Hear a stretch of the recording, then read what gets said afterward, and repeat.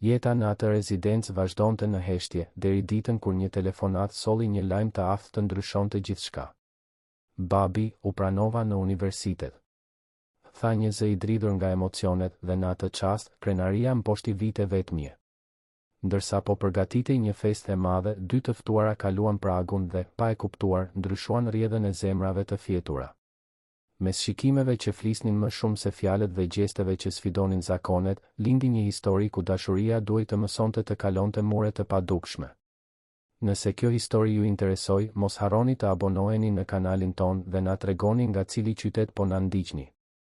Tani, vazhdojmë. Shiu i imët i majit binte mbi Tiranë, duke avulluar dritaret e zyrës dhe duke krijuar lumenj të vegjël mbi xhama, ku pasqyroheshin dritat e qytetit që nuk fle kurrë.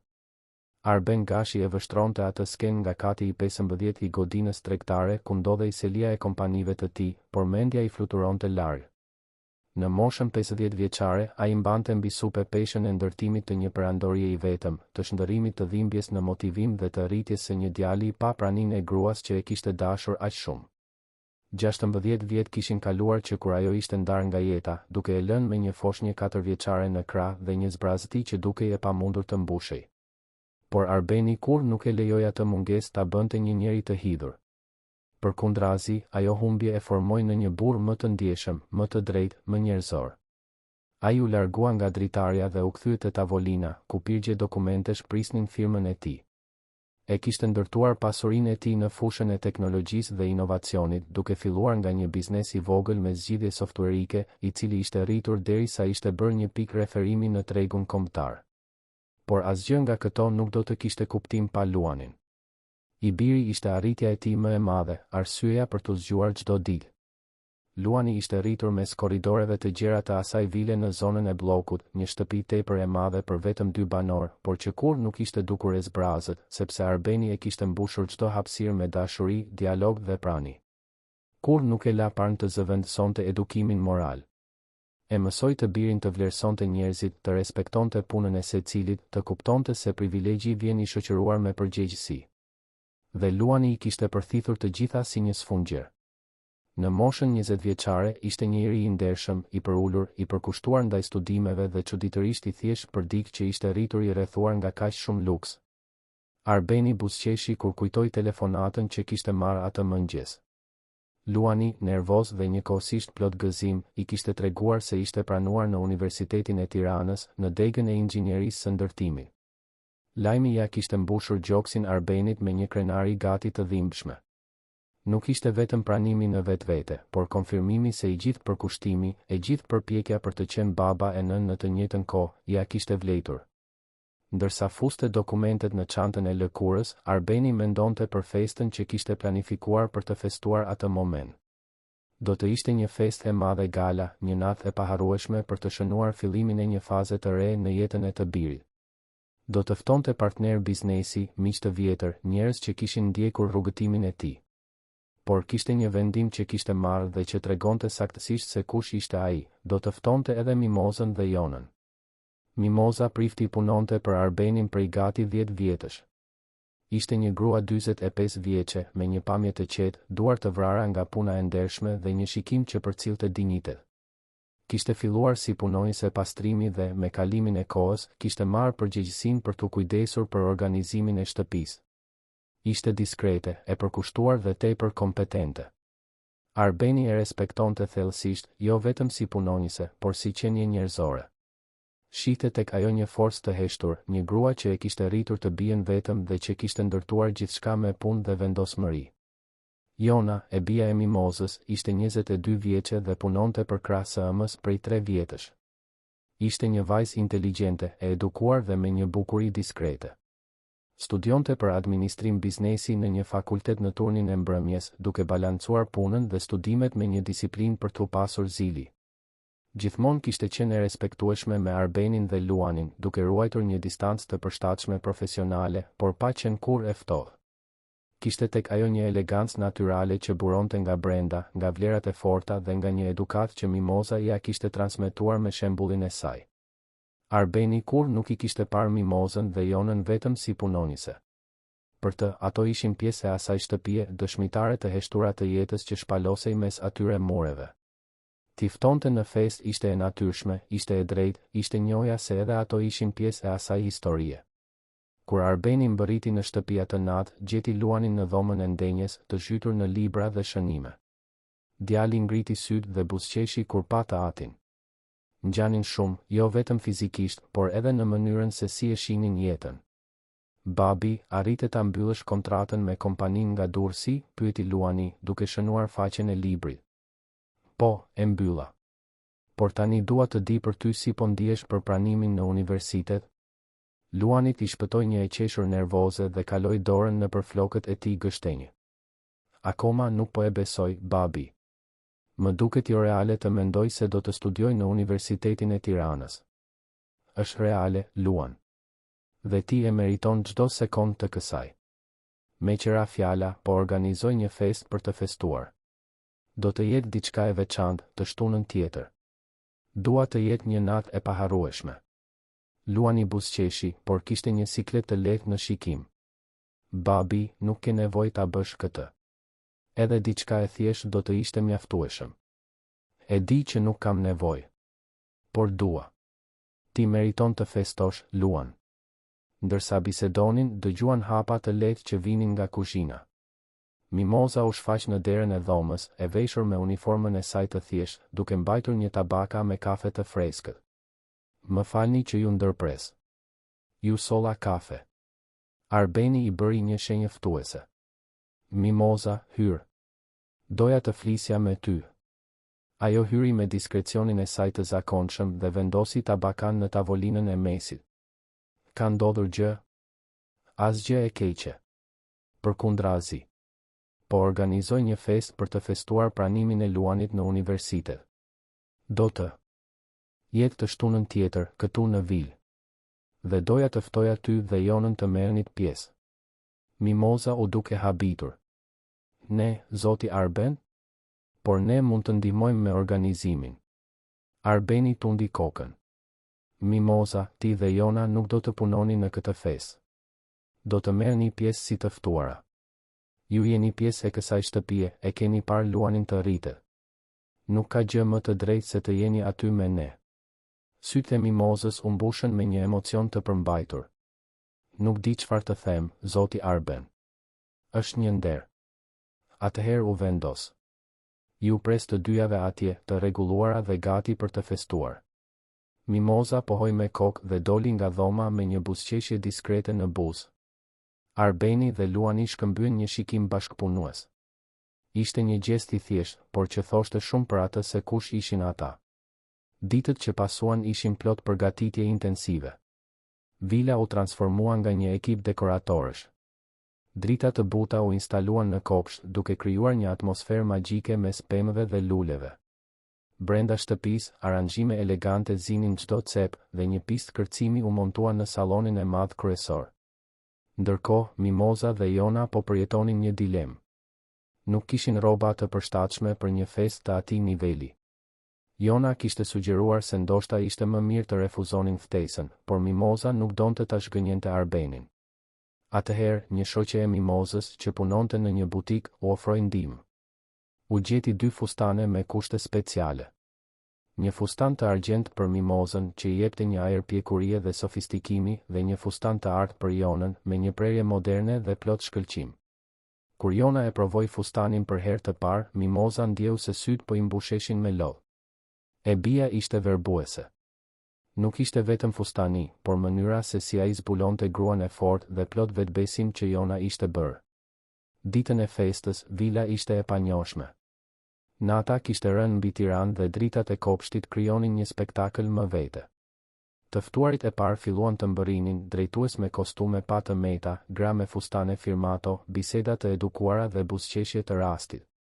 Arbeni dhe Luani u pozicionuan në hyrje për të pritur çdo person, duke I përshëndetur dhe falënderuar për praninë. Luani ishte elegant me një kostum blu të errët. Ai nuk ishte tip formalitetesh, preferonte rroba të thjeshta, por atë natë kishte pranuar të luante rolin që kërkonte momenti.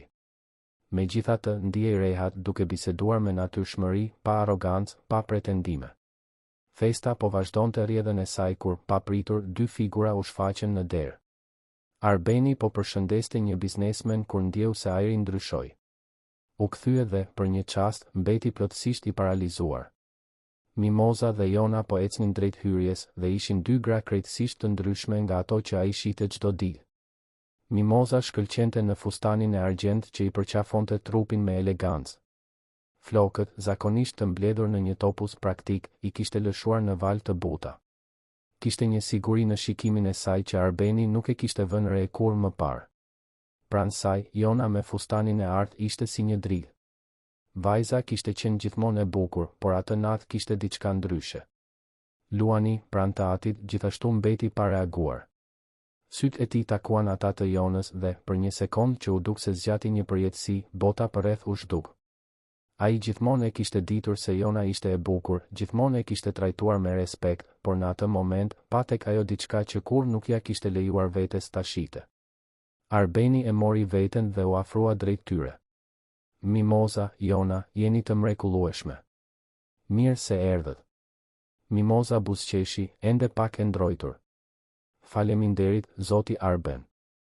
Shpresoj të jemi veshur siç duhet. Jeni perfekte. Dhe sot nuk jam shefi juaj, Mimoza. Jam thjesht një koqiri. Ndihuni si në shtëpinë tuaj. Jona e falenderoi me një lëvizje koke dhe shkëmbeu një shikim të shkurtër me Luanin. Kishte diçka në atë heshtje, një komunikim jo verbal që të dy e ndjen, por nuk ditën ta emërtonin. Nata vazhdoi me muzikë, biseda dhe të qeshura. Por diçka kishte ndryshuar. Arbeni e gjente veten duke parë Mimozën më shpesh se ç'duhej, duke vëzhguar mënyrën se si ajo bisedonte me natyrshmëri me të ftuarit e tjerë, si buzëqeshte në mënyrë të sinqertë, si mbante një elegancë që i buronte nga brenda. Luani, nga ana tjetër, nuk arrinte t'i hiqte syt nga Jona, e cila lëvizte nëpër festë me një hir natyral, pa pretendime. Në një moment të caktuar të natës, Arbeni ju afrua Mimozës, e cila ishte vetëm pranë kopshtit, duke soditur dritat. Mund të shoqëroj, pyeti ai. Sigurisht, zoti Arben. Është një festë e bukur. Ai buzëqeshi. Mimoza, sot mund të më therrasësh thjesht Arben. Ajo e pa me një shprehje të vështirë për t'u deshifruar. Do të ishte e çuditshme. Kam punuar kaq vite duke ju thirrur zoti Arben. Atëherë fillo të mësohesh. Po ta kërkoj si favor. Mimoza pohoi me kokë dhe ktheu shikimin nga kopshti. Kjo shtëpi ka qenë gjithmonë e veçantë për mua. E kam parë Luanin të rritet këtu, ju kam parë juve të ndërtoni kaq shumë gjëra.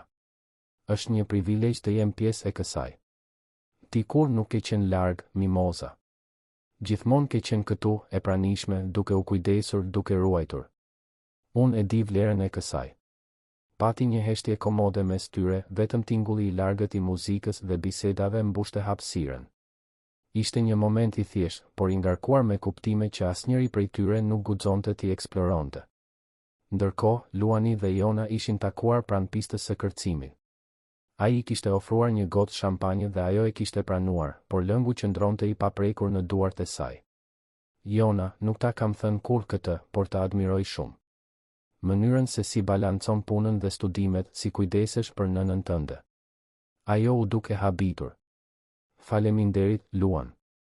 Kam mësuar nga nëna ime se dinjiteti nuk ka çmim. Dhe kjo është ajo që të bën të veçantë. Jona ndjeu se fytyra po i skuqej. Nuk priste ta dëgjonte këtë, veçanërisht jo nga Luani. Nata po kalonte dhe festa filloi të shpërbëhej ngadalë. Të ftuarit përshëndeteshin, falenderonin për natën e mrekullueshme dhe largoheshin. Kur Mimoza dhe Jona u afruan për t'u larguar, pati një hezitim në ajër. Ishte një natë e paharrueshme, tha Mimoza. Faleminderit që na përfshit. Kënaqësia ishte e gjitha Jona, u përgjigj Arbeni, duke i mbajtur dorën për një sekond më shumë se ç'ishte e nevojshme. Luani e pa Jonën dhe buzëqeshi. Natën e mirë, Jona. Ishte shumë mirë që ishe këtu. Natën e mirë, Luan. Urime përsëri për pranimin. Ato u larguan dhe babë e birë mbetën vetëm në vilën tashmë të heshtur. Arbeni eci drejt kopshtit, ku dritat ende shkëlqenin butësisht. Luani e ndoqi me duart në xhepa, shikimin e humbur në yje. Babi, filloi Luani me hezitim, edhe ti e ndjeve, apo jo? Arbeni nuk pati nevojë të pyeste se për çfarë po fliste i biri. Vetëm pohoi me kokë. Po, e ndjeva. Dhe nuk e di mirë se çfarë të bëj me këtë. Jona është një person i jashtëzakonshëm, tha Luani. Gjithmonë e kam ditur këtë, por sot ishte ndryshe. Ishte sikur ta shija për herë të parë me të vërtetë. Arbeni i vuri dorën në shpatull të birit. E di se çfarë po ndjen. Dhe gjithashtu e di se kjo na vën në një pozitë delikate. Mimoza dhe Jona punojnë për ne, Luan. Ekziston një vijë që gjithmonë e kemi respektuar. Por a duhet të ekzistojë gjithmonë kjo vijë? Nëse ajo që ndjej është e vërtetë, a ka rëndësi fakti që ajo punon këtu? Arbeni pshertiu thellë. Kjo është një pyetje që edhe unë po ja bëj vetes. Për mua dhe për Mimozën. Në anën tjetër të qytetit, në një apartament të thjeshtë në zonën e Tiranës së Re, Mimoza dhe Jona gjithashtu po bisedonin. Të ulura në divanin e vogël të dhomës së ndenjes, ende të veshura me fustanet e festës, dukeshin si dy shoqe që ndanin sekrete. Mami, e pe si të shikonte Zoti Arben sot, tha Jona me një buzëqeshje djallëzore. Mimoza tundi kokën, por një buzëqeshje e pavullnetshme i shpëtoi. Jona, mos fol marrëzira. A i thjesht po tregoj i sjellshëm. I sjellshëm? Mami, unë e pash. Dhe kushto që i kushtoj vëmendje e pa gjithashtu. A i nuk t'i hiqte syt.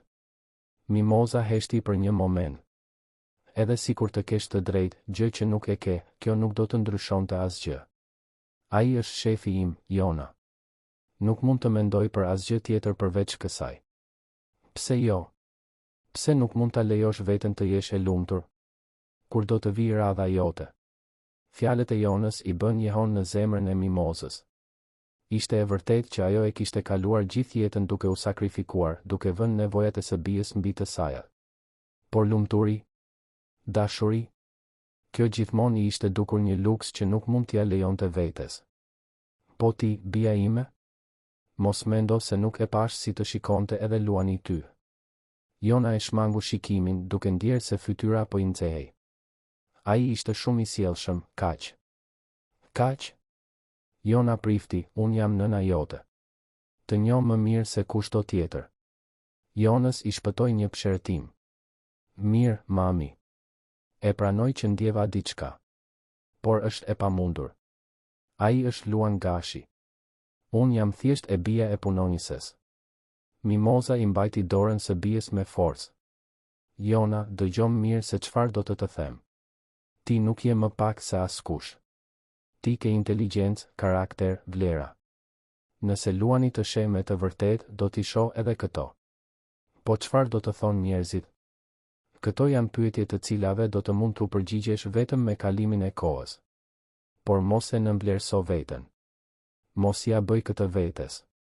Të dyja u përqafuan duke ndarë peshën e dyshimeve dhe ngrohtësinë e bashkëpunimit. Ditët në vijim ishin të çuditshme. Rutina vazhdonte në vil. Mimoza mbërrinte në orën 7 të mëngjesit, Jona në 8. Kryenin detyrat e tyre me efikasitetin e zakonshëm. Por kishte diçka ndryshe në ajër, një tension i padukshëm që të gjithë e ndjenin, por askush nuk e përmendte. Arbeni e gjente veten duke kërkuar justifikime për të kaluar nga kuzhina në oraret kur e dinte se Mimoza do të ishte aty. Luani, i cili më parë mezi takohej me Jonën, tani dukej se ishte gjithmonë në vendet ku ishte ajo. Shkëmbeheshin shikime, shfaqeshin buzëqeshje diskrete, por fjalët mbeteshin të bllokuara. Ishte Jona ajo që e theu heshtjen e para. Një pasdite, ndërsa po rregullonte bibliotekën, Luani hyri duke kërkuar një libër. Të dy mbetën vetëm mes rafteve të larta. Luan, mund të bëj një pyetje, tha Jona, pa e parë drejt për drejt. Sigurisht, çfarë do? Atë natë të festës. Më the gjëra shumë të sjellshme. I the seriozisht apo ishte thjesht mirësjellje? Luani ndaloi atë që po bënte dhe u kthye për ta parë. Unë kur nuk flas për mirësjellje, Jona. Çdo fjalë që thash, e mendoja. Dhe që nga ajo natë nuk mund të ndaloj së menduari për ty. Zemra e Jonës rahu fort. Edhe unë kam menduar shumë për ty, por kam frikë. Frikë nga çfarë? Se kjo është tepër e komplikuar. Se dallimet mes nesh janë tepër të mëdha. Luani bëri një hap drejt saj. Të vetmet dallime që kanë rëndësi janë ato të karakterit.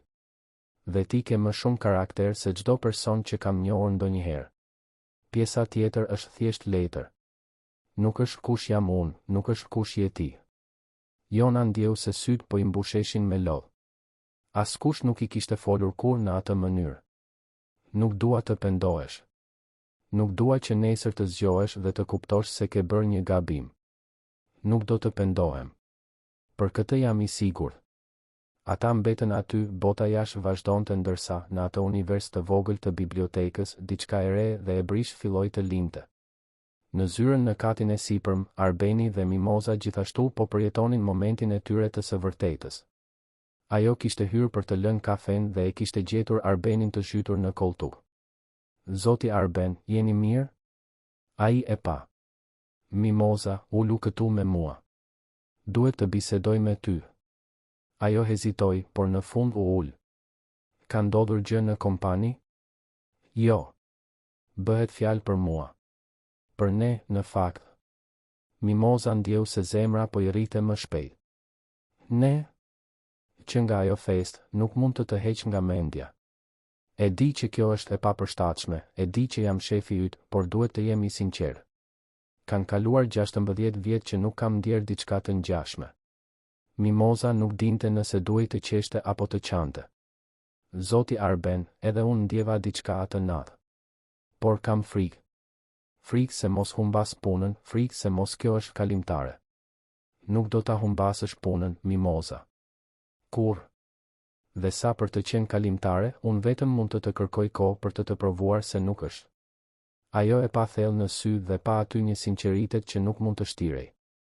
Atëherë le t'i marrim gjërat shtruar. Të shohim se ku na çon kjo. Por pa presion, pa nxitim.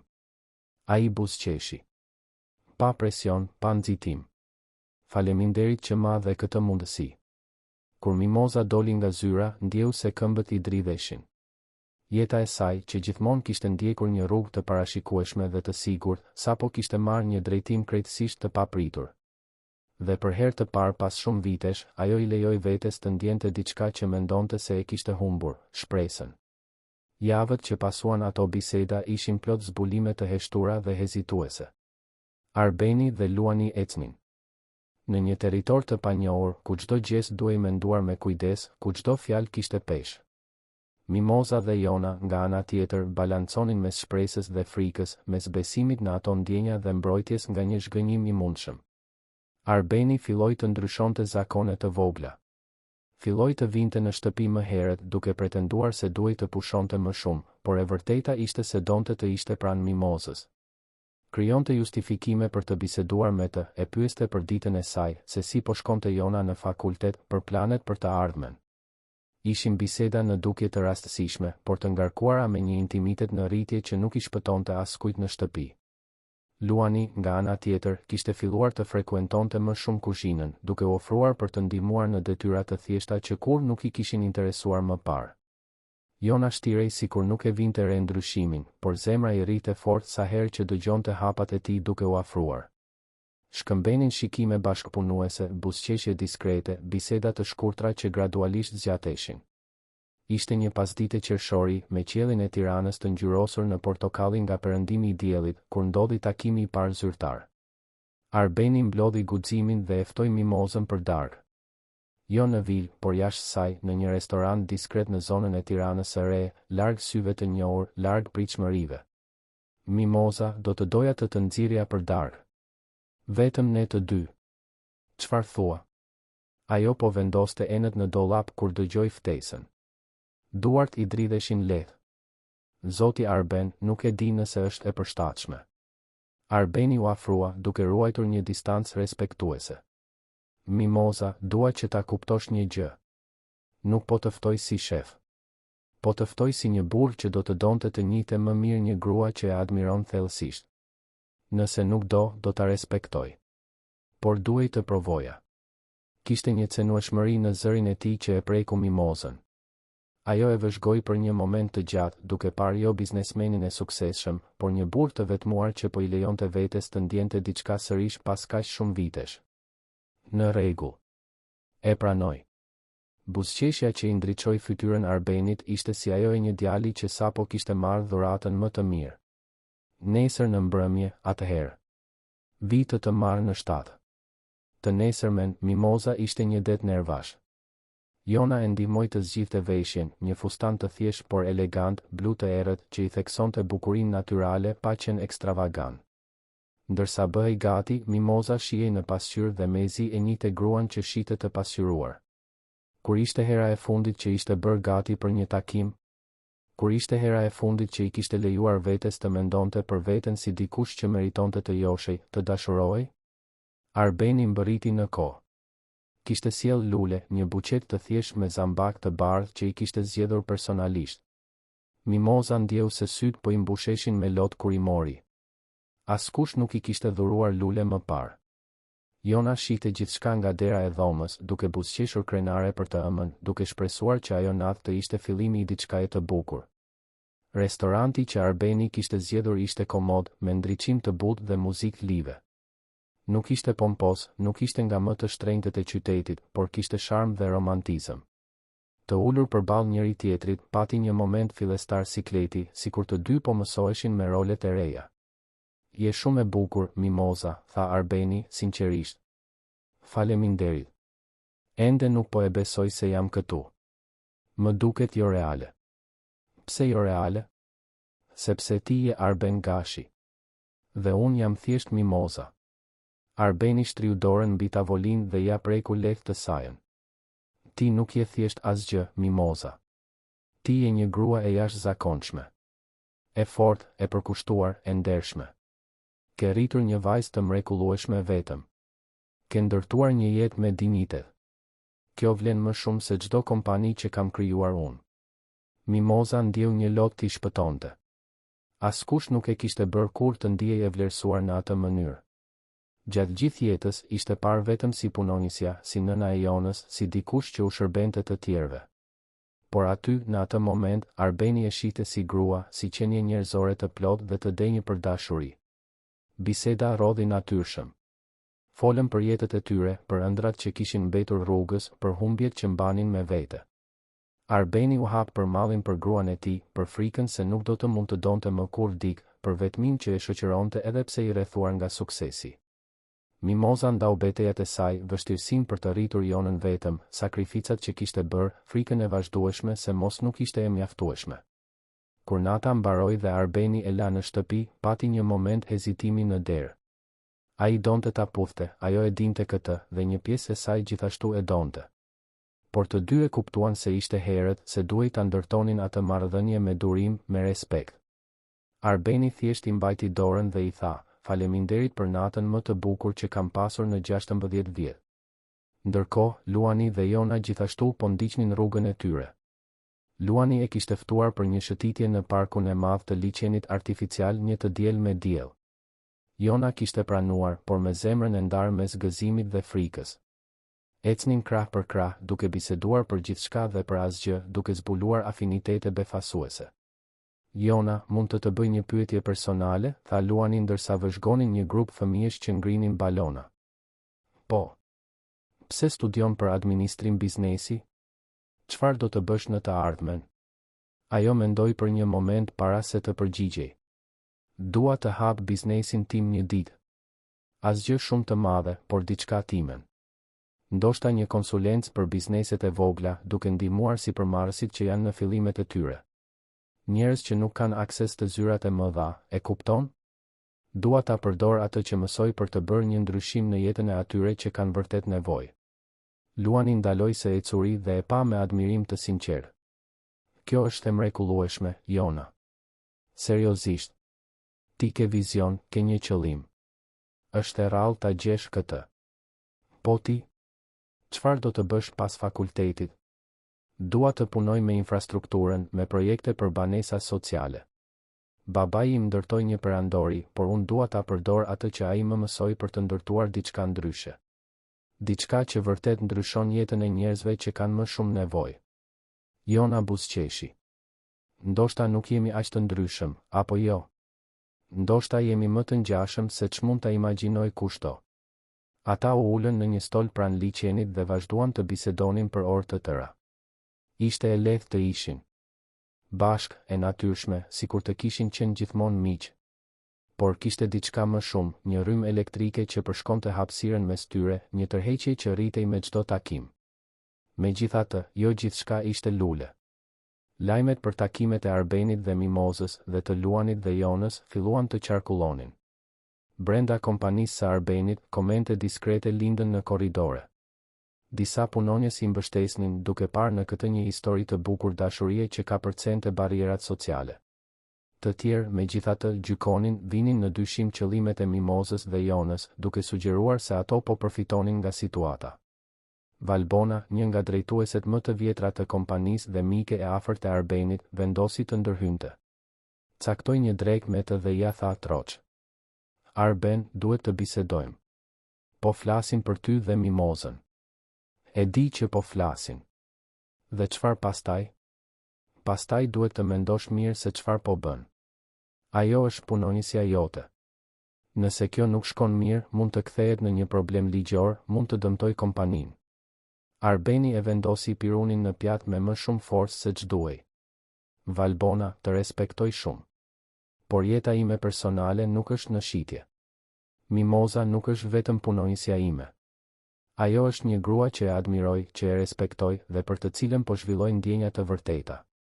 Nëse njerëzit kanë problem me këtë, problemi është i tyre, jo i imi." Valbona pshertiu: "Unë thjesht po përpiqem të mbroj ty dhe ta mbroj edhe atë. Njerëzit mund të jenë mizor, Arben. Ti e di këtë." "E di. Por nuk do ta lë frikën nga ajo që do të mendojnë të tjerët të më pengoj të jem i lumtur.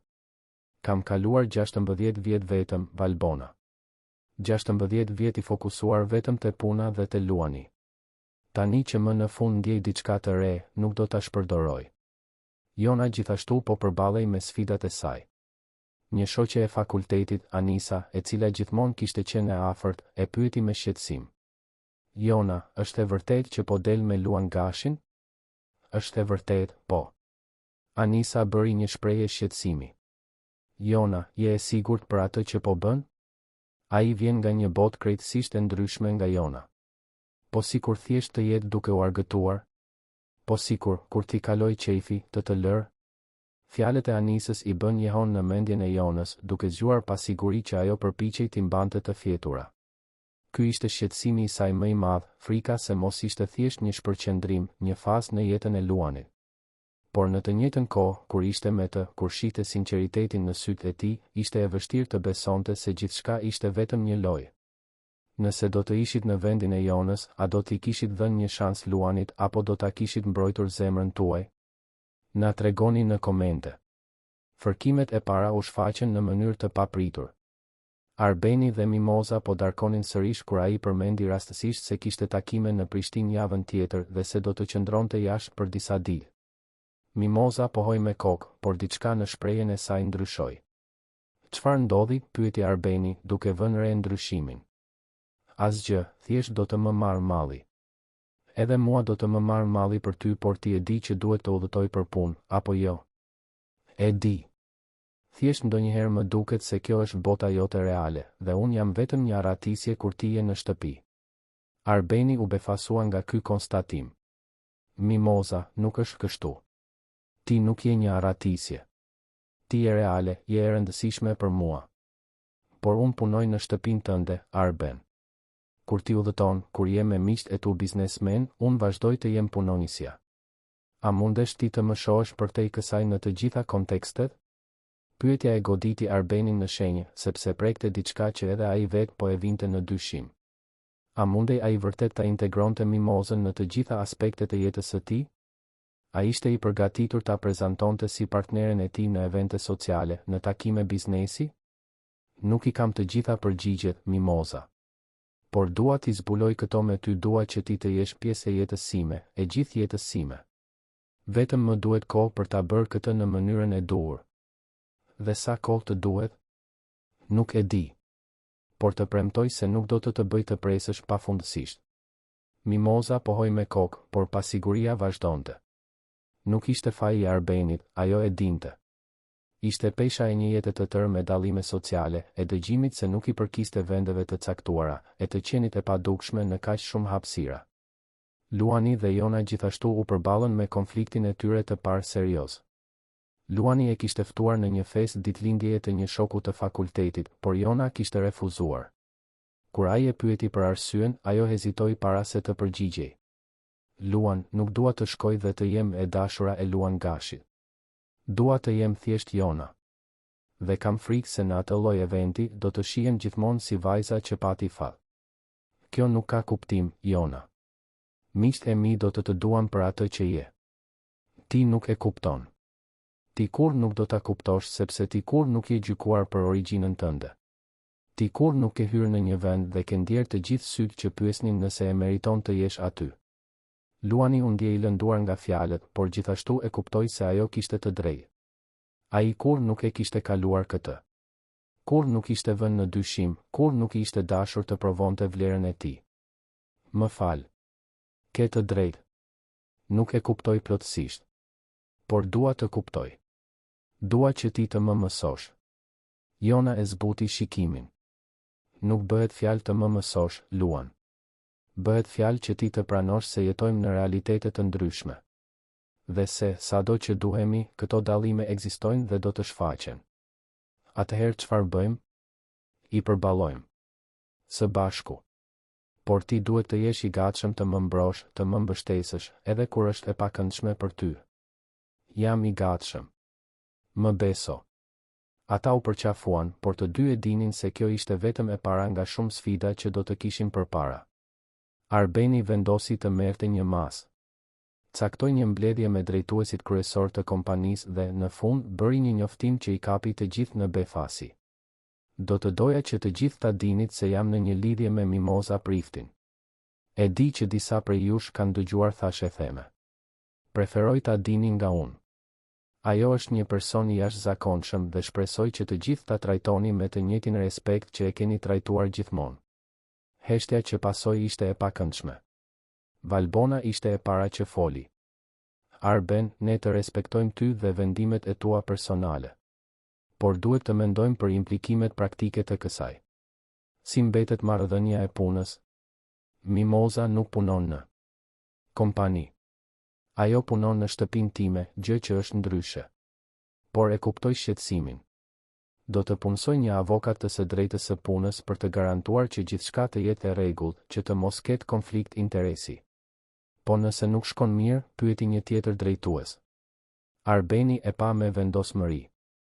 Nëse nuk shkon mirë, do ta menaxhojmë si të rritur të përgjegjshëm.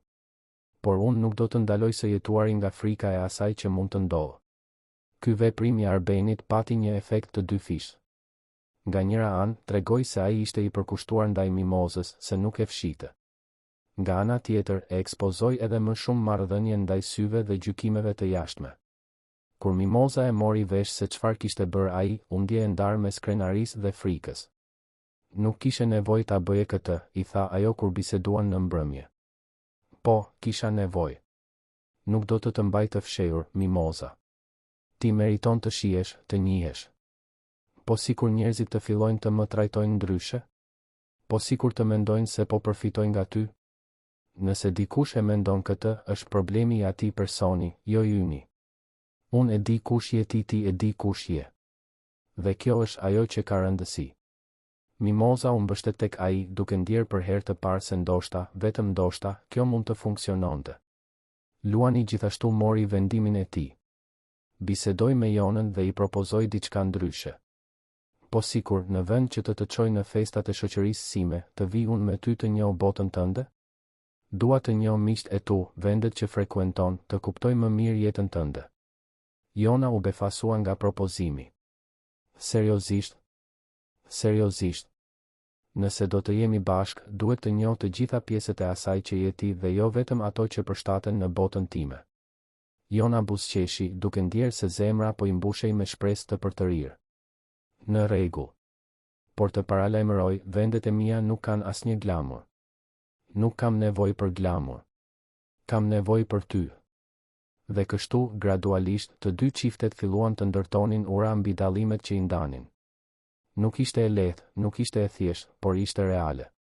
Dhe ndoshta, në fund, ishte pikërisht kjo ajo që kishte rëndësi. Atë natë, pasi Jona fjeti, Mimoza mbeti zgjuar duke menduar për gjithçka që kishte ndodhur javët e fundit. Jeta e saj kishte ndryshuar në mënyrë kaq radikale saqë ndonjëherë e kishte të vështirë ta përpunonte. U ngrit nga shtrati dhe shkoi te dritarja, duke vëzhguar dritat e qytetit që nuk flinte kurrë. Tirana pulsonte atje jashtë, plot histori, plot jetë që kryqëzoheshin, plot dashuri të pamundura që lindnin kundër të gjitha probabiliteteve. Mendoi për Arbenin, për mënyrën se si ai e shikonte, si e bënte të ndihej e rëndësishme, e parë, e vlerësuar. Mendoi për rreziqet që po merrte, jo vetëm emocionale, por edhe praktike. Po sikur vërtet të mos funksiononte? Po sikur ai të lodhej prej saj? Po sikur të zbulonte se ajo që ndjente ishte vetëm një iluzion kalimtar? Por pastaj kujtoi mënyrën se si ai mbante dorën, sinqeritetin në sytë e tij, vëmendjet e vogla që tregonte çdo ditë. Jo, ai nuk ishte iluzion. Ishte real, i prekshëm, i vërtetë. Në anën tjetër të qytetit, në vilën e bllokut, edhe Arbeni ishte zgjuar. I ulur në bibliotekën e tij, me një gotë uiski në dorë, mendonte për Mimozën. Kishte kaq shumë kohë që nuk i lejonte vetes të ndjente diçka të tillë. Pasi gruaja e tij ishte ndarë nga jeta, kishte ndërtuar mure kaq të larta rreth zemrës saqë mendonte se ishte e pamundur që dikush t'i kalonte. Por Mimoza e kishte bërë pikërisht këtë, në mënyrë të butë, pa e detyruar, thjesht duke qenë ajo që ishte. Kishte frikë, po. Frikë se mos e priste këtë, frikë se mos nuk ishte i mjaftueshëm pas kaq shumë kohë vetëm, frikë se mos dallimi i botëve ishte tepër i madh për t'u kapërcyer. Por kishte edhe shpresë, një shpresë që nuk e ndjente prej 16 vjetësh. Po sikur kjo të funksiononte? Po sikur ai më në fund të mund të ishte sërish i lumtur? Po sikur Mimoza të ishte pikërisht ajo që i duhej për të rifilluar? Luani, në dhomën e tij, shkruante në një fletore që e mbante që nga adoleshenca. Aty hidhte mendimet e tij më të thella, reflektimet e tij mbi jetën. Shkroi për Jonën, se si ajo e sfidonte, e bënte të mendonte, e nxirrte nga zona e rehatisë. Shkroi për privilegjin që kur nuk e kishte vënë në dyshim më parë, se si sytë e saj e kishin bërë të shihte botën në një mënyrë krejtësisht të re. Shkroi për frikën se mos e zhgënjente, se mos nuk ishte në lartësinë e asaj që ajo meritonte, se mos nuk arrinte ta mbronte nga gjykimet që do të vinin. Por shkroi edhe për sigurinë që rritej brenda tij çdo ditë. Sigurinë se Jona ishte e veçantë, se ajo që ndjenin për njëri tjetrin ja vlente çdo sfide që do t'u duhej të përballonin. E mbylli fletoren dhe pa nga dritarja, duke parë të njëjtin qytet që vjera e tij e ardhshme vëzhgonte nga larg. Diku atje jashtë, ishte edhe Jona, ndoshta duke menduar për të, ndoshta duke ndjerë të njëjtat dyshime dhe shpresa. Muajt korrik dhe gusht sollën me vete ndryshime të rëndësishme. Dimri Tiranas, me mëngjeset e tij të ftohta dhe pasditet me diell, dukej se pasqyronte maloren emocionale që Arbeni, Mimoza, Luani dhe Jona po jetonin. Kishte ditë të ngrohta, afërsie, sigurie. Dhe kishte ditë të ftohta, distance, dyshimi. Arbeni e kishte mbajtur premtimin. E çoi Mimozën të njihte disa nga miqtë e tij më të afërt. Reagimi ishte i përzier. Disa i pritën me dashuri të sinqertë, duke parë te Mimoza një grua interesante dhe të denjë për afeksionin e Arbenit. Të tjerë, megjithatë, nuk arritën ta fshinin çudinë, duke e trajtuar me një edukat tepër formale, atë mirësjellje të ftohtë që dhem më shumë se vrazhdësia e hapur. Ishte në një darkë në shtëpinë e një çifti mik ku situata u bë më e tensionuar. Teuta, Nikoqiria, këmbënguli ta ulte Mimozën pranë saj. Në pamje të parë, dukej si mikpritje. Por gjatë natës, u bë e qartë se ishte një marrje në pyetje e maskuar. Pra, Mimoza, më trego, si është të punosh në shtëpinë e Arbenit, pyeti Teuta me një buzëqeshje që nuk i arrinte sy. Është një punë si çdo tjetër. Kujdesem për shtëpinë, organizoj gjërat. Imagjinoj që duhet të jetë komode. Një shtëpi kaq e madhe, kaq shumë burime. Duhet të krijoj një farë intimiteti, apo jo? Arbeni, që ishte në anën tjetër të tavolinës, e kuptoi se ku po shkonte biseda. Teuta, Mimoza nuk është këtu si punonisja ime. Ajo është këtu si partnerja ime. Shpresoj që të gjithë ta trajtoni me respektin që meriton. Heshtja që pasoi ishte e sikletshme. Rrugës për në shtëpi, Mimoza ishte dukshëm. E tronditur. Të thash që do të ishte e vështirë, tha ajo, duke parë nga dritarja e makinës. Arbeni e ndaloi makinën në një pikë panoramike me pamje nga qyteti. Mimoza, më shiko. Nuk po përpiqem të të detyroj të hysh në botën time. Dua të ndërtoj një botë të re me ty, një botë ku ne I vendosim rregullat, ku ajo që ka rëndësi është ajo që ndjejmë ne, jo ajo që mendojnë të tjerët. Është bukur ta thuash këtë. Por në praktik, Arben, ne gjithmonë do të përballemi me këto gjykime. Atëherë do t'i përballojmë. Së bashku. Sepse nuk dua të kthehem pas, Mimoza. Nuk dua të humbas për shkak të paragjykimeve të tjerëve. Luani dhe Jona jetonin një dinamik të ndryshme, por po aq sfiduese. Luani e kishte mbajtur premtimin dhe kishte filluar të frekuentonte vendet që ishin pjesë e jetës së Jonës. Shkoi me të në fakultet, njohu shokët e saj, frekuentoi baret e thjeshta ku ajo shkonte zakonisht. Në fillim, pati habi. Por Luani nuk ishte aty për detyrim. Ai e pëlqente vërtet atë botë. Ndihej më rehat aty se sa në festat e sofistikuara që kishte frekuentuar gjithmonë. Anisa, shoqja e Jonës që më parë kishte shprehur shqetësim, filloi të ndryshonte mendim. Jona, duhet të kërkoj falje. E gjykova Luanin para se ta njihja. Ai është ndryshe. Ai është I vërtetë. Por sfidat vazhdonin nga drejtime të tjera. Në vil, punonësit e tjerë tani e shihnin Jonën me zili dhe mosbesim. Një pastruese më e vjetër, teto Irena, ishte veçanërisht e ashpër. Kujdes, vajzë. Këta burra të pasur, ata argëtohen me ne, por kur vjen puna për t'u martuar, zgjedhin dik nga rrethi I tyre.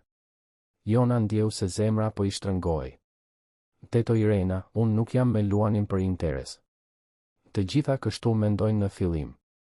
Por prit vetëm kur miqtë e tij të pasur të fillojnë të bëjnë presion. Do ta shohësh. Paraja gjithmonë flet më fort. Fjalët mbollën një farë dyshimi te Jona. Po sikur ajo të kishte të drejtë. Një natë, Luani e kuptoi se diçka nuk shkonte. Jona, çfarë po ndodh? Ajo hezitoi. Luan, a ke menduar ndonjëherë për të ardhmen? Për të ardhmen tonë? Mendoj çdo ditë. Pse? Sepse pyes veten nëse kjo është reale. Nëse vërtet ka një të ardhme. Luani ju afrua, duke u gjunjëzuar pranë saj. Jona prifti, më shiko. Kjo është reale. Ajo që ndjej për ty është më reale se çdo gjë që kam ndjer ndonjëherë. Dhe ka një të ardhme, po. Të gjithë të ardhmen që ne duam të ndërtojmë. Por njerëzit nuk e besojnë këtë. Edhe teto Irena më tha se ti do të më lësh. Luani ndjeu zemërim ndaj njerëzve që I futnin këto dyshime në kokë. Teto Irena nuk më njeh. Ajo nuk e di kush jam, nuk e di se çfarë dua. Të dua, Jona. Të dua në një mënyrë që më frikson, në një mënyrë që më bën të dua të jem një person më I mirë. Dhe nuk do të lë. Kur? Ishte hera e parë që ai I thoshte ato fjalë. Jona ndjeu lotët t'i rridhnin. Edhe unë të dua. Por kam frikë, Luan. Atëherë do t'i provojmë botës se e ka gabim. Së bashku. Ata u puthën dhe në atë puthje kishte një premtim të heshtur që shkonte përtej fjalëve. Arbeni po përballej me demonët e tij. Kishte marrë një propozim të rëndësishëm biznesi që do të kërkonte zhvendosjen e tij të përkohshme në Rom për 3 muaj. Ishte një mundësi që e kishte kërkuar prej vitesh. Por do të thoshte të qëndronte larg Mimozës. Kur I tregoi asaj, Mimoza reagoi me qetësi. Ti duhet të shkosh. Është e rëndësishme për punën tënde. Po ne? Ne do të vazhdojmë. 3 muaj nuk janë fundi I botës. Dhe nëse nuk I mbijetojmë 3 muajve largësi, atëherë ndoshta nuk është aq e fortë sa mendojmë. Arbeni e admiroi pjekurinë e saj. Mimoza, nuk dua të mendosh se po të braktis. Mund ta refuzoj propozimin. Ajo I vuri dorën në fytyrë. Arben, nuk dua të jem gruaja që të pengon të rritesh. Ne jemi mjaft të fortë për të duruar 3 muaj. Por para se të nisej, ai bëri diçka që I befasoi të gjithë. E thiri Mimozën për një bisedë serioze. Mimoza, nuk dua që ti të vazhdosh të punosh në shtëpinë time. Mimoza ndjeu se zemra I ngriu. Çfarë? Po më pushon nga puna? Jo, jo. Nuk dua të jesh punonjësja ime. Dua të jesh partnerja ime. Dua ta rregulloj situatën, të paguaj të drejtat e punës, gjithçka siç duhet. Dhe dua që ta përdorësh këtë kohë për të menduar se çfarë do të bësh. Nëse do të studiosh, nëse do të hapësh një biznes. Unë do të mbështes. Arben, nuk mund ta pranoj këtë. Nuk dua të më mbash ti. Dhe unë e admiroj këtë. Por nëse do të ndërtojmë një jetë së bashku, nuk ka kuptim të punosh për mua. Dhe ti meriton të kesh lirinë të zgjedhësh se çfarë do të bësh, jo të mbetesh e lidhur pas një pune nga nevoja. Po si kur të ndahemi? Arbeni i mbajti duar. Nuk do të lë, Mimoza. Dhe do t'i bëj të gjitha të rregullta me kontratë, duke garantuar që ti të kesh siguri financiare. Nuk bëhet fjalë për të kontrolluar. Bëhet fjalë për të dhënë liri.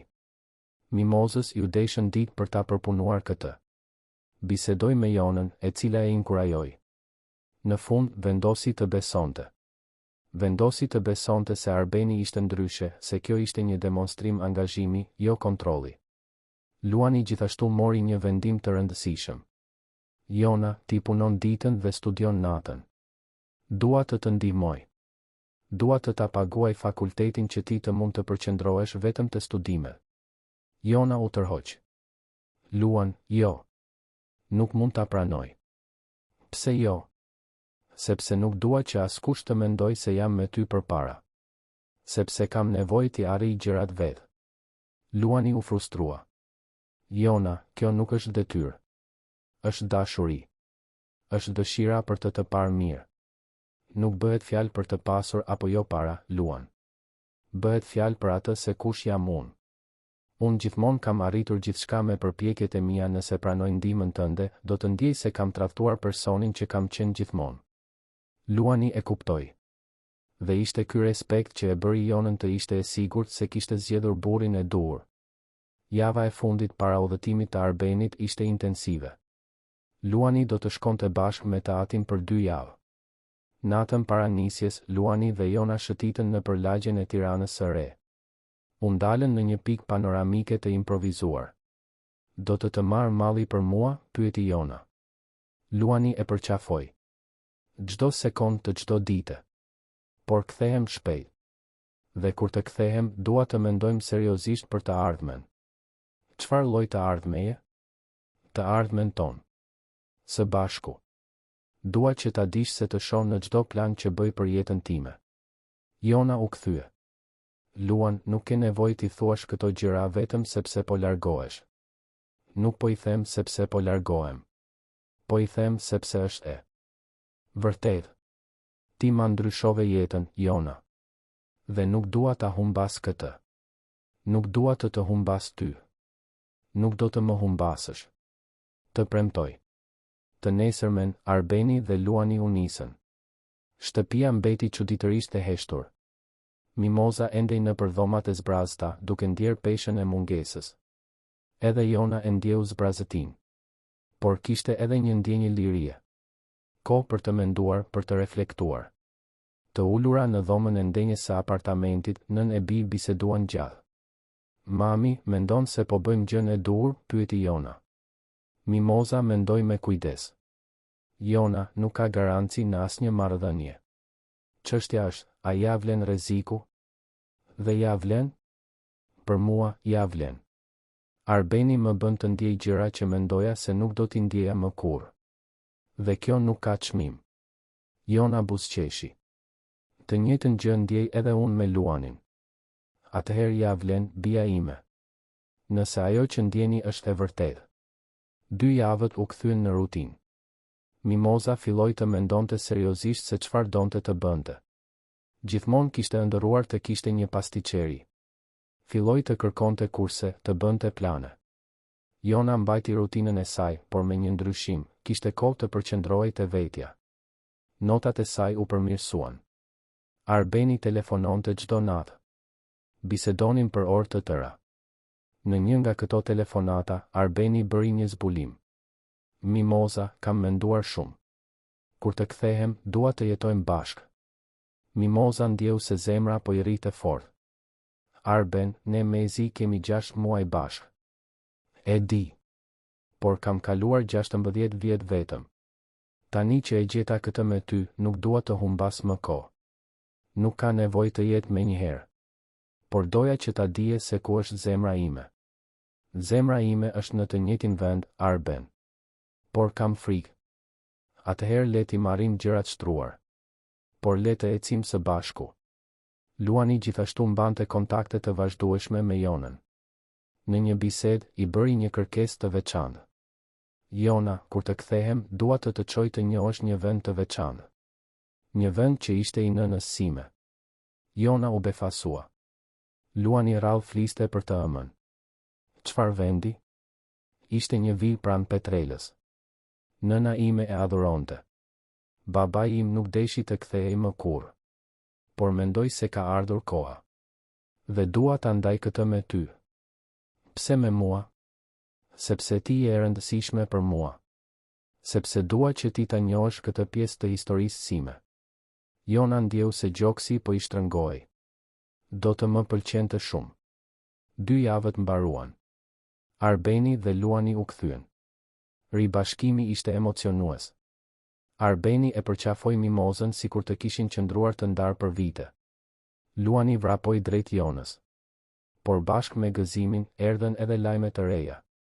Arbeni kishte vendosur të shiste një pjesë të kompanive të tij dhe të investonte në projekte që bënin një ndryshim social.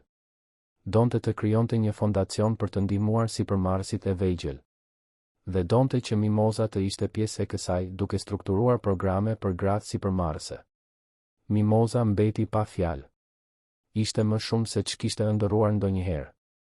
Nuk bëhej fjalë vetëm për të qenë partnerja e Arbenit, por për të ndërtuar diçka së bashku, për të pasur një qëllim të përbashkët. Luani gjithashtu ishte kthyer me lajme të reja. Kishte vendosur të specializohej në banesat sociale. Donte të krijonte projekte për strehim të denjë.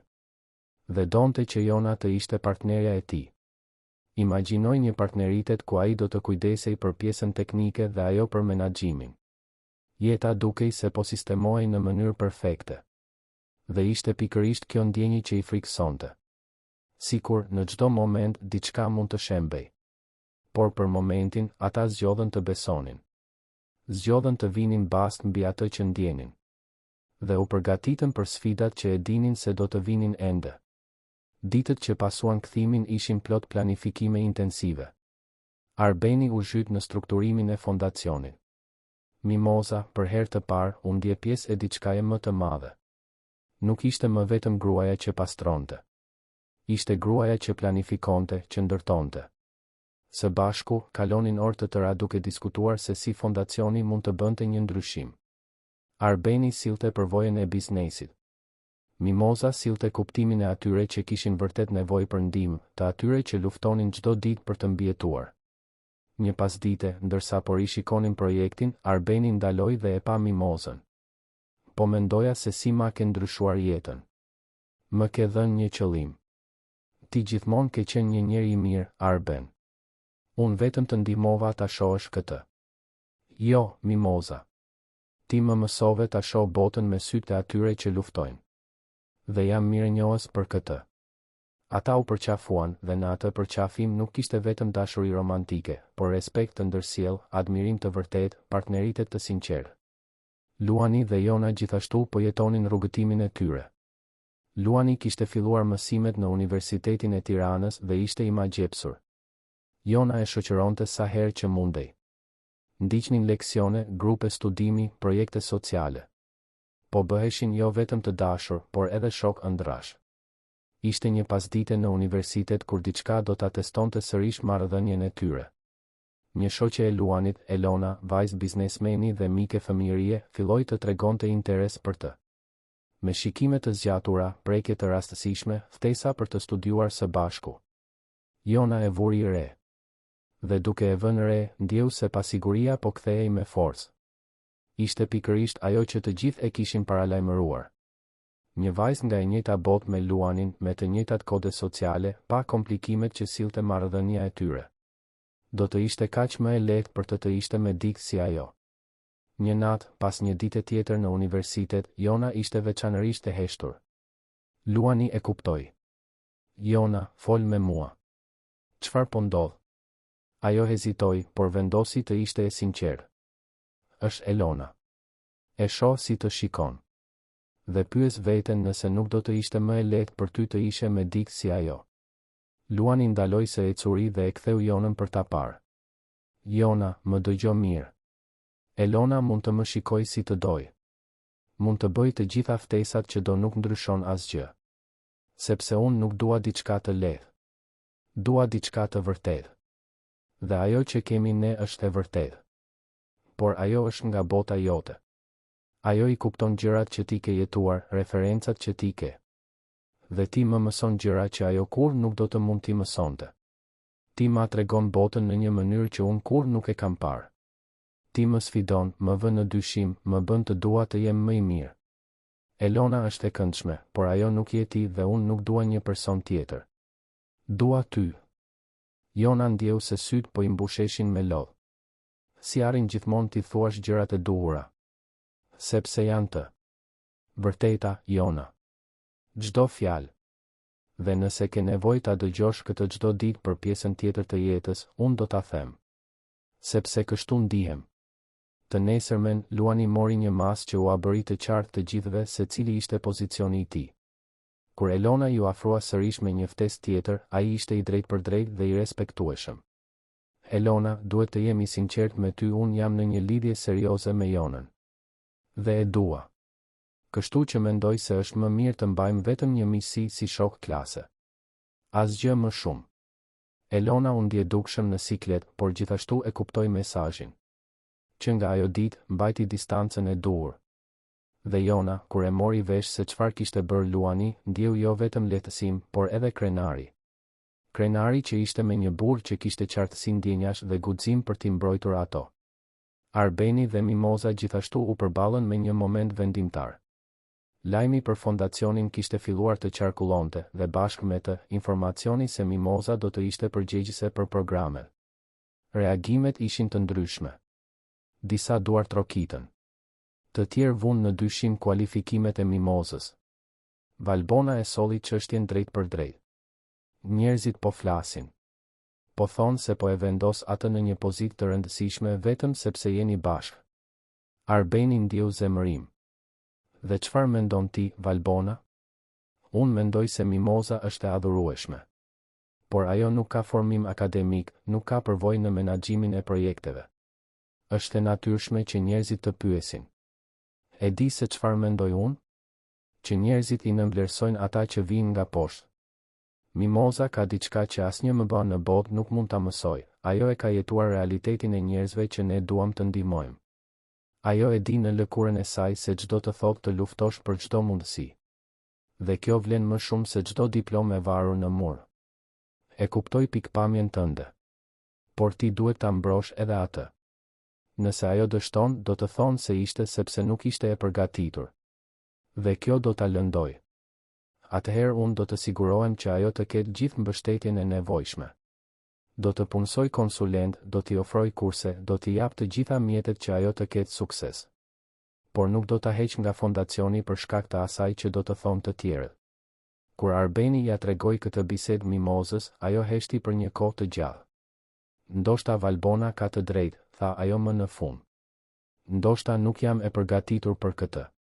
Arbeni ju afrua dhe ja ngriti mjekrën butësisht. Mimoza, ti e ke kaluar gjithë jetën duke u përgatitur për këtë. Çdo betejë që ke bërë, çdo vështirësi që ke kapërcyer, çdo herë që je ngritur kur je rrëzuar, e gjithë kjo të ka përgatitur. Ti vetëm duhet të besosh te vetja. Sepse unë besoj. Dhe nëse ke nevojë për ndihmë, për studim, për mbështetje, unë do të ta jap, por mos i lër ata të bëjnë të heqësh dorë para se të fillosh. Ato fjalë ishin shtysa që i duhej Mimozës. Në ditët në vijim, ajo u regjistrua në një kurs për menaxhimin e projekteve sociale, filloi të studionte sipërmarrjen sociale, të ndiqte leksione. Dhe zbuloi se e adhuronte të mësonte, se kishte aftësi. Jona e vëzhgonte të ëmën me admirim. Të shije Mimozën të transformohej, të zinte hapësira që gjithmonë i ishin mohuar, ishte frymëzuese. Dhe e bëri të kuptonte se edhe ajo mund të bënte më shumë. Se edhe ajo meritonte të ëndërronte gjëra të mëdha. Atëherë Jona kërkoi Luanin dhe i ndau një plan. Luan, kam menduar. Kur të diplomohem, dua të bëj një master. Dua të specializohem në menaxhimin e bizneseve sociale. Dhe dua që, pas disa vitesh, të hapim kompaninë tonë. Një kompani që bashkon inxhinierin dhe menaxhimin për të krijuar zgjidhje të përballueshme për strehim. Luani e pa me sy që i shkëlqenin. Jona, kjo është e mrekullueshme. Por e di që kjo do të kërkoj shumë punë, shumë përpjekje. E di. Dhe jam e gatshme. Por ka një kusht. Cili? Duhet ta bëjmë këtë së bashku. Me të vërtetë. Si ortak të barabartë, jo si të dashur ku njëri ndihmon tjetrin. Dua të jetë një partneritet i vërtetë. Luani i shtriu dorën. Atëherë le ta bëjmë. Ortak të barabartë. Partner ëndrash. Dhe, nëse më lejon, partner për gjithë jetën. Jona ja shtrëngoi dorën duke vulosur jo vetëm një marrëveshje biznesi, por një angazhim për të ardhmen. Një të ardhme që po e ndërtonin së bashku, tull pas tulle, ëndër pas ëndre, sfidë pas sfide. Një vit kishte kaluar që nga ajo festë që kishte ndryshuar gjithçka. Tirana vazhdonte të pulsonte jashtë, por brenda vilës së bllokut dhe apartamentit në Tiranën e Re, jeta kishte marrë drejtime që askush nuk mund t'i kishte parashikuar. Arbeni dhe Mimoza nuk jetonin ende bashk, por hapat në këtë drejtim ishin gjithnjë e më të dukshëm. Luani dhe Jona ishin më të bashkuar se kur, duke ndërtuar jo vetëm një marrëdhënie, por një të ardhme të përbashkët. Fondacioni i Arbenit ishte gati të inaugurohej zyrtarisht. Muaj planifikimi, mbledhjesh, rregullimesh ligjore dhe përgatitjesh kishin kulmuar në atë moment. Mimoza kishte punuar pa u lodhur, duke provuar çdo ditë se e meritonte të ishte aty. Kishte përfunduar kursin e menaxhimit të projekteve sociale me nota të shkëlqyera, kishte zhvilluar programe inovative për gratë sipërmarrëse dhe kishte fituar respektin edhe të atyre që fillimisht kishin dyshuar tek ajo. Një javë para inaugurimit, Arbeni kërkoi të takojë me Mimozën në kopshtin e vilës. Ishte një pasdite shtatori, me atë qiellin blu tipik të pranverës tiranase, lulet që fillonin të çelnin kudo. Ai ishte dukshëm nervoz, gjë që ishte e pazakontë për një burr gjithmonë kaq të sigurt në vetvete. Mimoza, ka diçka që duhet të të them, filloi ai, duke i mbajtur duar. Ky vit i fundit ka qenë më i miri i jetës sime. Ti më ke transformuar në mënyra që as nuk e dija se ishin të mundshme. Më mësove të dua sërish, të ëndërroj sërish, të besoj se jeta ka ende shumë për të më ofruar. Arben, edhe unë e ndjej këtë. Ti më dhe diçka që nuk e kam pasur kur, lirin për të qenë vetvetja, për të ndjekur ëndrat e mia, për të zënë hapësira që mendoja se nuk ishin për mua. Ai mori frym thellë. Prandaj dua që ta dish se kjo nuk është e përkohshme për mua. Nuk është një fazë, nuk është një eksperiencë. Është për gjithmonë. Dhe dua ta zyrtarizoj këtë. Arbeni nxori një kuti të vogël nga xhepi dhe u gjunjëzua. Mimoza ndjeu se këmbët po i dridheshin, zemra po i rrite fort, lotët filluan t'i rridhnin para se ai të mbaronte së foluri. Mimoza prifti, a do të martohesh me mua? Mimoza mbuloi gojen me duar, duke u përpjekur të përmbante emocionin. Për një moment, heshti, duke përpunuar gjithçka. Një vit më parë, ajo ishte thjesht punonisja. Tani ishte aty duke ju propozuar për martesë nga burri që donte, duke ndërtuar një karrierë të saj, duke u bërë një grua e fuqizuar dhe e realizuar. Po, tha ajo më në fund, me zërin që i dridhej. Po, dua. 1000 herë po. Arbeni i vendosi unazën në gisht dhe e përqafoi fort, të dy duke qarë, duke qeshur, duke jetuar një moment që nuk do ta harronin kurrë. Atëherë dëgjuan duartrokitje që vinin nga shtëpia. U kthyen dhe pan Luanin dhe Jonën në verandë, duke duartrokitur të emocionuar. E dinit, pyeti Mimoza, duke fshirë lotët. Babai më tregoi dje, tha Luani, duke zbritur shkallët e kopshtit me Jonën. Kur nuk e kam parë kaq nervoz dhe kaq të lumtur në të njëjtën kohë. Jona përqafoi të ëmën. Mami, ti meriton gjithë lumturinë e botës. Dhe jam kaq krenare për ty. Atë natë, të katërt darkuan së bashku, duke festuar jo vetëm fejesën, por gjithçka që kishin ndërtuar së bashku. Biseduan për të ardhmen, për planet, se si jetët e tyre ishin ndërthurur në mënyrë kaq të bukur dhe të papritur. Ishte Luani ai që sugjeroi që inaugurimi i fondacionit të ishte gjithashtu një festë për fejesën. Arbeni dhe Mimoza ran dakord. Do të ishte një mënyrë për t'i treguar botës se ajo dashuri nuk kishte asgjë për të fshehur, asgjë për t'u frikësuar, asgjë për të provuar përveç asaj që tashmë e provonte vetë, se ishte e vërtetë. Ditët para inaugurimit ishin intensive. Ekipi punoi pa u lodhur për të siguruar që gjithçka të ishte perfekte. Eventi do të ishte i madh, me praninë e biznesmenëve, politikanëve, gazetarëve, liderëve të komunitetit. Do të ishte prezantimi zyrtar i fondacionit dhe, në të njëjtën kohë, njoftimi publik i fejesës së Arbenit dhe Mimozës. Në mëngjesin e ditës së madhe, Mimoza u zgjua herët me flutura në stomak. Jona kishte fjetur në shtëpinë e saj për ta ndihmuar të bëhej gati. Ndërsa pinin kafe, biseduan për gjithçka që kishte ndryshuar në jetët e tyre. Mami, a mund ta besosh gjithë këtë që ka ndodhur? Pyeti Jona. Ndonjëherë më duket si një ëndër. Kam frikë se mos zgjohem dhe zbuloj se asgjë nga këto nuk është reale. Është reale, mami. Ti e ke ndërtuar këtë. Me punë, me dinjitet, me dashuri. Dhe ti meriton çdo sekond të kësaj lumturie. Po ti dhe Luani? Si janë gjërat? Jona buzëqeshi. Janë mirë. Shumë mirë. Në fakt, ka diçka që duhet të tregoj. Luani foli për të jetuar bashkë kur të diplomohem. Por unë i thash se do ta bëj këtë vetëm nëse jemi të fejuar. Nuk dua që njerëzit të mendojnë se thjesht po jetoj me të për lehtësi. Mimoza i mbajti dorën së bijës. Jona, ti gjithmonë ke qenë kaq e fortë, kaq e vendosur për t'i bërë gjërat në mënyrën tënde. Dhe unë e admiroj këtë. Çfarë tha Luani? Ai tha se do të priste sa të ishte e nevojshme. Por që, kur unë të isha gati, ai do të bënte propozimin zyrtar. Në mënyrën e duhur, me unaz, me gjithçka. Ky djalë të do vërtet, bija ime. E di, mami. Dhe edhe unë e dua. Por nuk do të heq dorë nga ajo që jam për shkak të kësaj dashurie. Nëse ai më do të plot, me vlerat e mia, me parimet e mia. Dhe prandaj të do sepse ti je pikërisht kështu. Eventi filloi në muzikë. Hapësira e zgjedhur ishte një sallon elegant por i aksesueshëm, i dekoruar me shije por pa bujë. Pasqyronte pikërisht qëllimin e fondacionit, të ndihmonte njerëzit, jo të bënte përshtypje të ftuarit.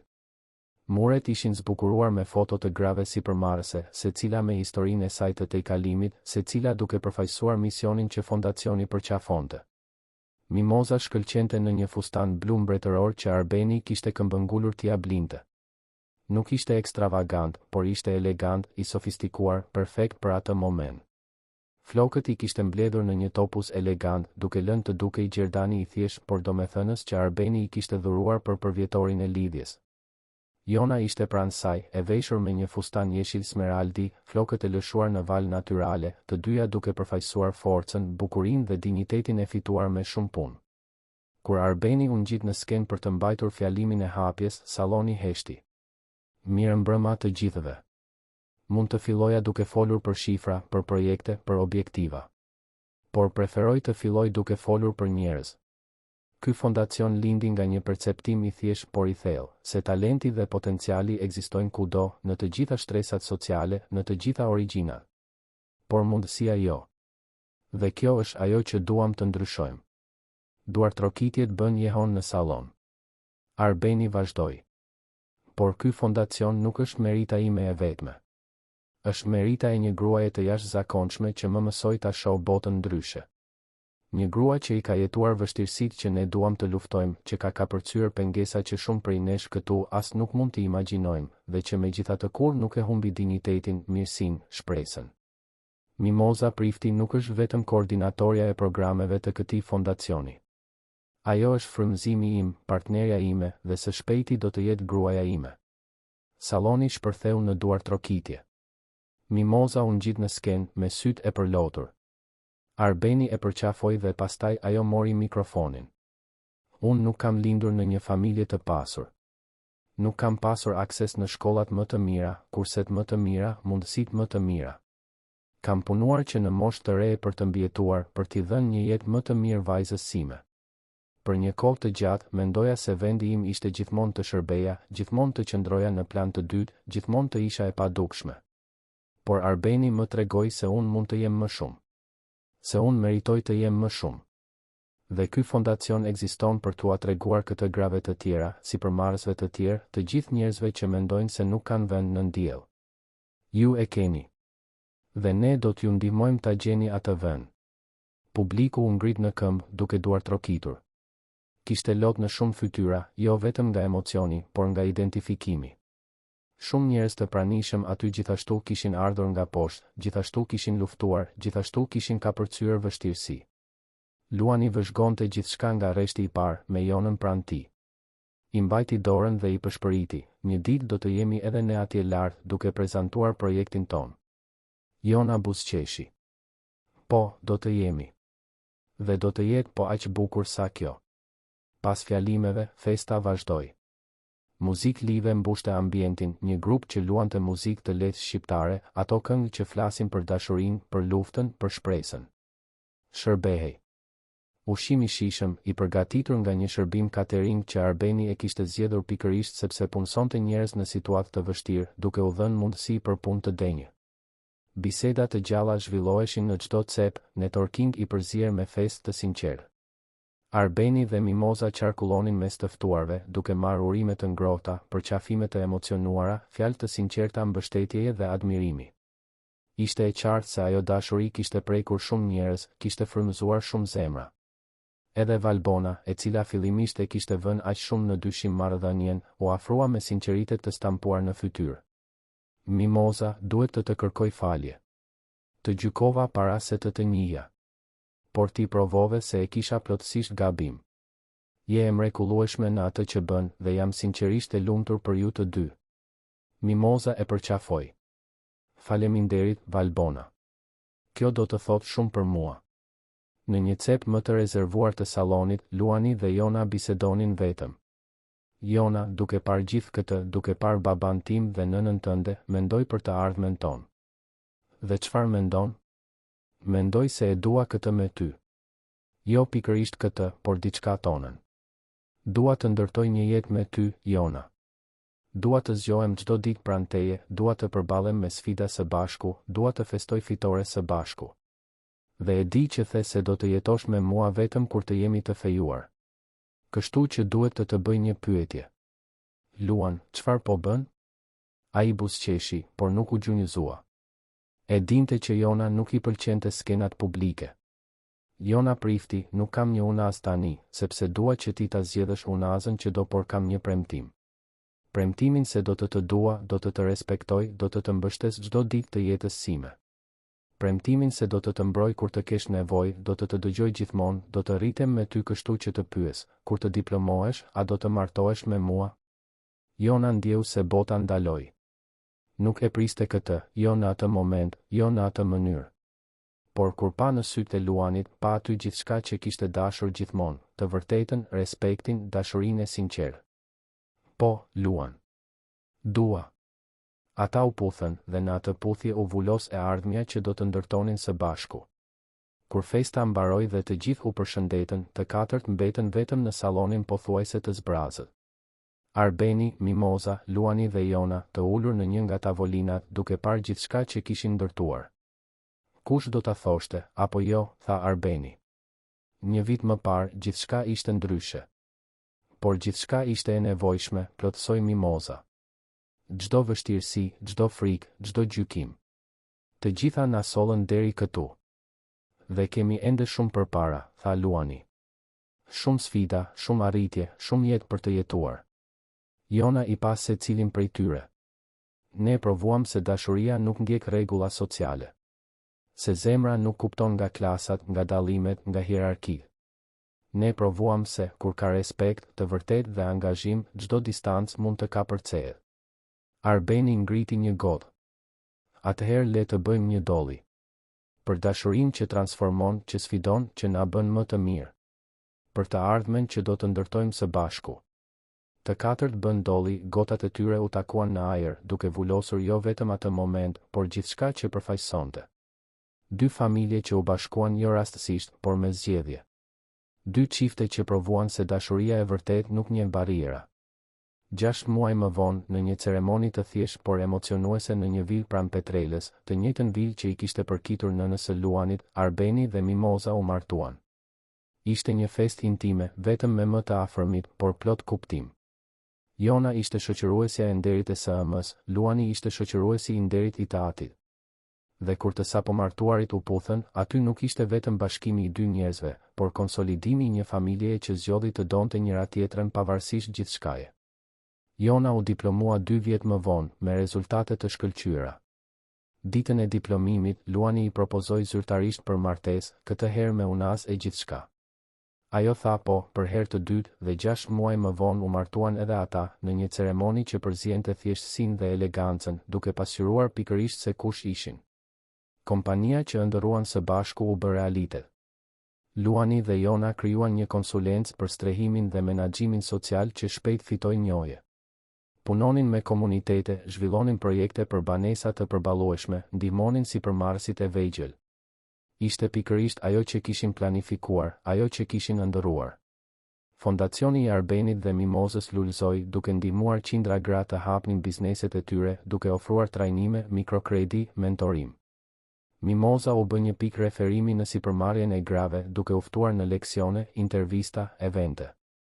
Por kur nuk harroi se nga vinte, gjithmonë duke përdorur historinë e saj si frymëzim për të tjerat. Në atë vilë në blok, që dikur dukej tepër e madhe për vetëm 2 persona, tani jetonte një familje e plotë. Arbeni dhe Mimoza, Luani dhe Jona, dhe përfundimisht nipërit e mbesat që do të vinin. Korridoret nuk ishin më të zbrazta. Ishin të mbushura me të qeshura, biseda, dashuri. Teto Irena, punonisja që kishte dyshuar aq shumë, i kërkoi falje vite më vonë Jonës. E kisha gabim për ty dhe për Luanin. Ju provuat se dashuria e vërtet ekziston, se funksionon, se transformon. Dhe më e bukura, teto Irena, u përgjigj Jona, është se nuk ishte fat. Ishte zgjedhje. Çdo ditë ne zgjedhim të duhemi, të respektohemi, të mbështesim njëri tjetrin. Dhe kjo zgjedhje bën gjithë ndryshimin. Historia e Arbenit dhe Mimozës, e Luanit dhe Jonës, u bë shembull për shumë. Jo sepse ishte e lehtë, por sepse ishte e vërtetë. Jo sepse nuk pati pengesa, por sepse ato u kapërcyen me dashuri, respekt dhe dinjitet.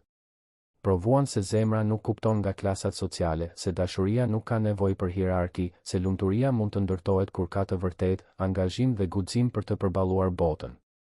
Tirana vazhdoi të pulsonte atje jashtë, indiferente ndaj historive individuale që ndodhnin në miliona shtëpitë e saj. Por brenda asaj vile, atij apartamenti, atyre jetëve që u ndërthurën në mënyrë kaq të pamundur dhe kaq të bukur, dashuria kishte fituar. Dhe do të vazhdonte të fitonte çdo ditë, në çdo zgjedhje, në çdo gjest, në çdo fjalë. Sepse në fund, ajo që ka rëndësi nuk është nga vim, por ku shkojmë. Nuk është sa kemi, por sa japim. Nuk është ajo që bota pret nga ne, por ajo që ne zgjedhim të jemi. Arbeni, Mimoza, Luani dhe Jona zgjodhen dashurinë. Dhe kjo zgjedhje ndryshoi gjithçka. Të dashur dëgjues, shpresojmë që historia e Arbenit, Mimozës, Luanit dhe Jonës t'ju ketë prekur zemrën.